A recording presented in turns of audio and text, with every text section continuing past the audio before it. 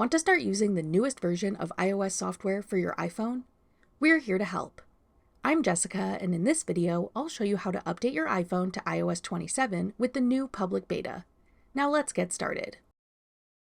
To upgrade to iOS 27, open your iPhone Settings app. Select General. Then tap Software Update. Select Beta Updates. Then select the iOS 27 public beta. Tap the arrow in the top left corner to go back. Then tap Update Now. If prompted, enter your passcode. The iOS update will then begin downloading. This process may take a while. Once the download is complete, tap Install Now to begin the installation process.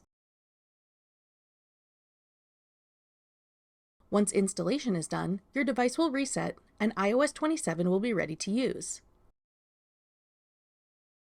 Tap Continue. Then tap Agree. Configure your settings how you'd like.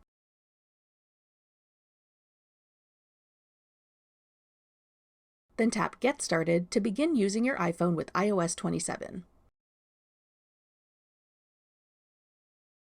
Note that iOS 27 is compatible with iPhone 11 and newer models, including all iPhone 17 series, 16, 15, 14, 13, and 12, as well as iPhone SE second generation and later.